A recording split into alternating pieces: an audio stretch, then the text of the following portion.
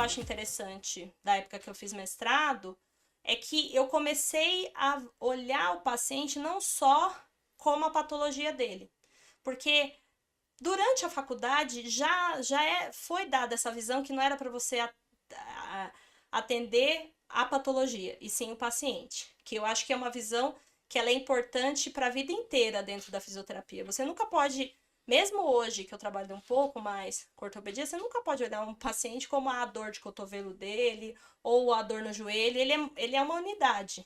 Ele é muito mais que isso. Então, eu acho que quando eu fui fazer o mestrado, me deu, porque eu fiz em pesquisa básica. E aí eu estudei a cúrcuma. E, de certa forma, é meio que, fala, ué, mas por que você está estudando a cúrcuma? Como é que é um suplemento? O que isso tem a ver com neuro, né? E dentro do mestrado, eu acabei entrando em contato com várias disciplinas que me mostraram, por exemplo, que hoje isso está muito forte, do intestino, segundo o cérebro, mas há quase 10 anos atrás, isso ainda não estava muito Claro, né? claro, né? E aí, mas já tinha muita pesquisa mostrando quanto o intestino estava se mostrando um pivô de muitas patologias, como hoje a gente já tem algumas coisas em relação a como o intestino e algumas bactérias têm a ver com Alzheimer. E hoje o pessoal olha muito para intestino, mas há 10 anos atrás eu gosto de fazer uma coisa, e eu sempre fiz isso a minha vida inteira dentro da fisioterapia, que é assim: tem essa técnica. Aí eu passo primeiro como paciente, se possível, para ver o que eu vou sentir. Porque Sim. como eu vou falar para o meu paciente se aquilo me fez bem, se não fez, como o paciente vai se sentir, se eu nunca nem sequer passei, não entendo, não... Eu gosto dessa coisa de se sentir. E eu passei algumas vezes e falei, meu, esse negócio é diferente. E aí comecei a pesquisar, ela muitas vezes me falava, e conforme nessas conversas, fui pesquisando, fui nessas trocas e tudo mais, e eu fui vendo, falei, nossa, a Osh, ela olha o corpo como um todo. Forma Não é holística, né? só, não é só você pensar naquela dor na coluna só. E aí eu falei, nossa, que louco, né? Mas guardei a informação, continuei a vida, continuei fazendo meu mestrado, mas eu fui vendo, falei, meu, esse negócio aí é interessante. E aí fui vendo até os resultados que ela tinha, foi interessante.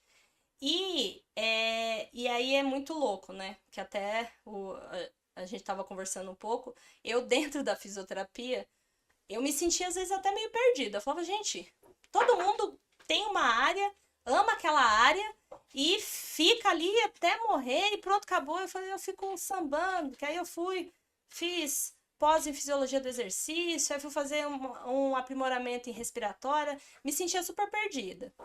Aí, depois de um tempo, quando que eu terminei o mestrado, aí descansei um pouco, porque Muita informação, estudo, é, estudo, estudo.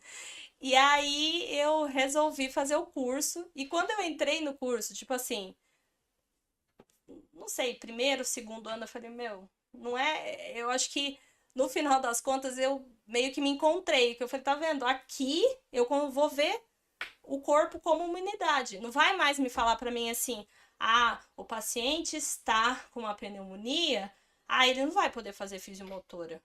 Fala, calma, não dá pra eu trabalhar. Se eu tenho, sei lá, 1 hora de sessão, eu trabalho uma parte, ajudo essa parte respiratória, melhoro a dinâmica respiratória, mobilizo ali dentro dos recursos esse diafragma, melhoro essa mecânica e, se possível, checando tudo daquele quadrado. Vou ver saturação, vou ver pressão, acompanhar. Mas será que esse paciente consegue fazer nada de motora mesmo? Será que não tem nada? Será que de repente, se eu mobilizar essa torácica dele, não vai ser interessante para melhorar essa Condição pulmonar. condição? Cada caso é um caso, mas Cada pessoa é única, parece clichê, mas não mas é. não é, porque, por exemplo, assim, a partir do momento que aquele tecido começar a se regenerar, pode acontecer qualquer coisa. E aí, de início, eu sempre lembrava muito desse professor e eu fui conversando muito com esse paciente. Falava, olha, tudo bem, eu não consigo te dar essa resposta, mas vamos trabalhar a sua independência dentro dessa condição? E aí, o que aconteceu?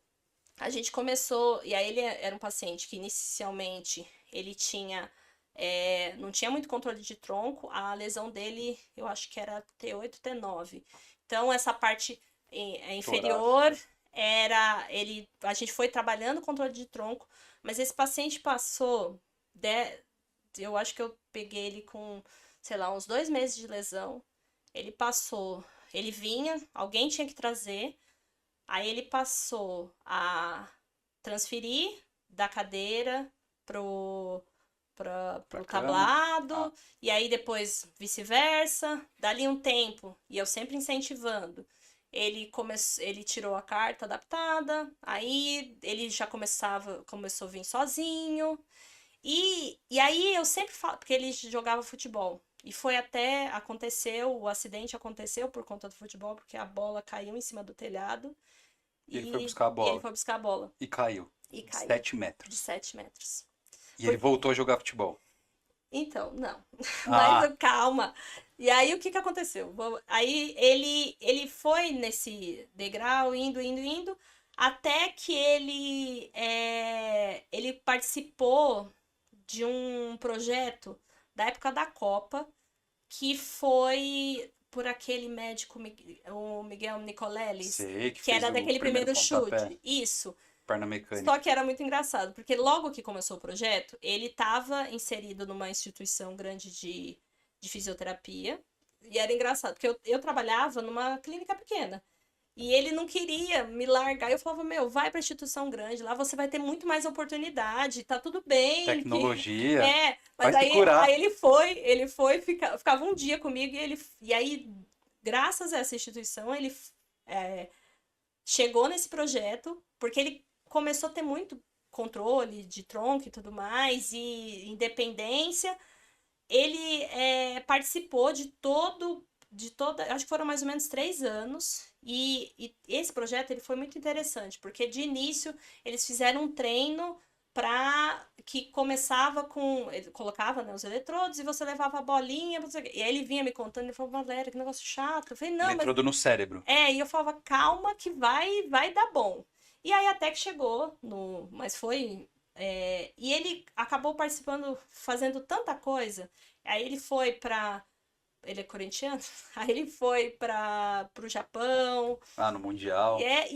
E aí hoje, a última vez, eu tenho ali no Instagram, a última vez que eu vi, ele tava em cima de uma bike e fazendo os movimentos.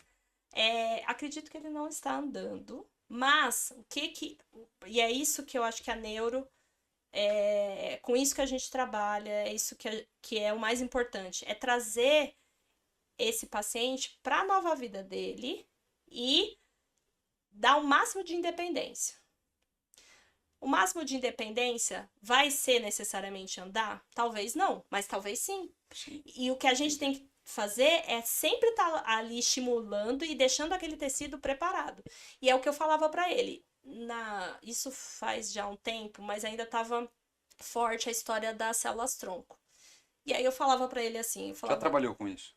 Não, eu nunca trabalhei com células tronco, mas como eu sempre estava lendo sobre, era uma coisa que naquele momento estava forte. Parecia que ia deslanchar. E aí eu falava para ele que ele tinha que deixar o corpo dele apto para a hora que de repente chegasse isso, ele de repente tava pudesse ser um paciente elegível para essa terapia. Sim. O problema é que é bem caro, né? É inacessível, cara. É inacessível e eu acho que acabou talvez ainda num tal... Grandes resultados. Tá no tal ideal. É caríssimo e o custo-benefício, ele tende a não... Ainda gera dúvida. Por mais que seja uma pessoa que tem condição financeira, ela vai falar, mas não me deu certeza. É que o grande problema é que assim, hoje ainda, a gente não tem como colocar, pelo menos até onde eu sei, não tem como você colocar a célula e falar assim, ó, se diferencia em tal tecido. Entendi. E aí, personalizado. e aí a grande questão que que eles estão tentando hoje é fazer com que a gente consiga dar um estímulo de um marcador químico para essa célula se diferenciar no que eu preciso. Mas aí, quando a gente vai chegar nessa especificidade, quando eu vou começar um tratamento, eu falo, olha, é 50%, às vezes até mais. Até uns 70% o paciente, os hábitos e tudo mais, e 30% o que eu posso fazer aqui dentro. Porque o que eu converso com eles muito é assim, às vezes eles passam 2 horas da semana dele, ou até menos comigo. Como essas 2 horas podem mudar toda a sua vida, sendo que você vai continuar tendo os hábitos ruins, vai continuar aquela história, né? Se você faz as mesmas coisas, como você quer ter resultados diferentes? Mas é verdade.